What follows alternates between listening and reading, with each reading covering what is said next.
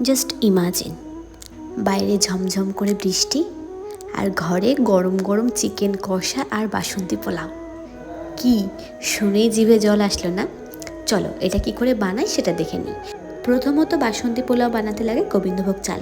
এখানের গোবিন্দের খুবই অভাব, তাই আমি এখানে বাসমতিকেই ব্যবহার করলাম। চালটাকে প্রথমে ধুয়ে শুকিয়ে নিয়েছি, তারপর এখানে হলুদ গুঁড়ো আর আদা বাটা আর একটু চিনি অ্যাড করে দিয়েছি। যেহেতু বাসন্তী পোলাও একটু হলুদ হলুদ গ্যাসের উপর কড়াই বসিয়ে দিয়েছি, একটুখানি ঘি দিয়ে কাজু কিশমিশ ভেজে নিচ্ছি। তারপর ওই মাখিয়ে রাখা চালটাকে দিয়ে সুন্দর করে ভেজে নেব। দেখো বাইরে কি ঝমঝমিয়ে বৃষ্টি হচ্ছে। আজকে না সারা দিনটাই বৃষ্টি। রবিবার দিন একটু বাইরে কোথাও ঘুরতে যাবো, সেটা তো আর হলো না। সেই জন্য ঘরেই একটুখানি ভালো মন্দ বানালাম।